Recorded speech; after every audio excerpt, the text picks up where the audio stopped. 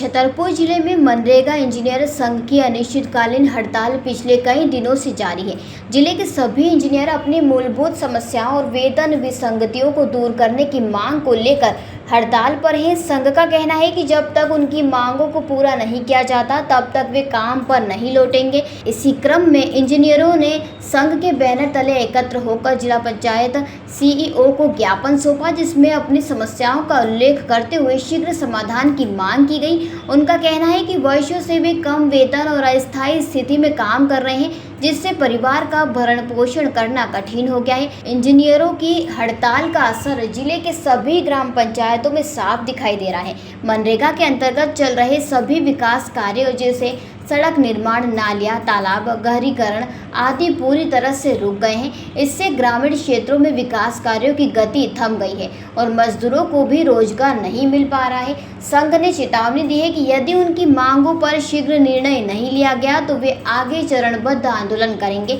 वहीं जिला प्रशासन का कहना है कि मांगों पर विचार किया जा रहा है और समाधान के प्रयास किए जा रहे हैं। यह हड़ताल जिले के विकास कार्यों और ग्रामीण रोजगार को प्रभावित कर रही है, जिसे देखते हुए सभी की निगाहें अब प्रशासन के अगले कदम पर टिकी हैं। भारत का ब्लॉक बाबजी एएससी ब्लॉक, मजबूती एसी स्टील जैसी, न रेती न सीमेंट न तराई की है झंझट। भारत का नंबर 1 ब्लॉक ISI व ISO मार्क से प्रमाणित भी है। MP राजस्थान का सबसे अत्याधुनिक प्लांट। अगर आप भी चाहते हैं बाबजी एएससी ब्लॉक मंगवाना तो आज ही संपर्क करें। Jhanjharwada industrial area, Neemuch, Madhya Pradesh. Contact number screen पर मेंशन है, जल्दी संपर्क करें। बालकृष्ण चौरसिया। किस तरह से आप लोगों ने आवेदन दिया है? क्या हम लोगों ने मेन मांग रखी है कि हमारे जो नियमित साथी हैं, जो हमसे आज की डेट में जूनियर भी हैं, हम लोग विदिन 18 साल से कंटिन्यू मनरेगा में काम कर रहे हैं और आज हमारी वेतन जो आज 2 साल पहले जिनकी नियुक्ति हुई है उनसे आधी है और आज उनको भी हमारा प्रभार सहायक यंत्री के तौर पे उनको दे दिया जाता है। हमें उनके नीचे काम करने के लिए मजबूर होना पड़ता है।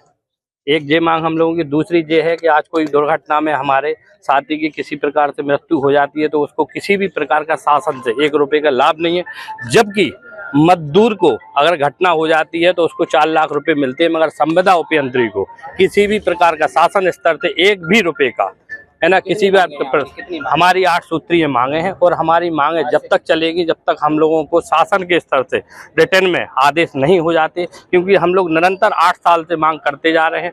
तत्कालीन हमारे मुख्यमंत्री महोदय ने एक नीति निर्धारण की थी जो अन्य विभागों में लागू भी हो गई है, केवल इस विभाग में अभी तक लागू नहीं हुई है। तो हम प्रदेश स्तर से निवेदन करना चाहते हैं कि हम लोगों की शीघ्र से शीघ्र मांगों का निराकरण कर सके, जिससे हम आपकी जो योजना है उनमें वापसी तौर पे जिस स्तर से हम लोग लगन से काम करते थे, हम लोग फिर से दुगनी एनर्जी के साथ काम करेंगे, क्योंकि हम लोगों को जिस प्रकार से ताकत मिलेगी तो निश्चित तौर पे हम लोग उसी एनर्जी से काम कर पाएंगे, वो आगे भी करेंगे। छतरपुर से भरत यादव की रिपोर्ट।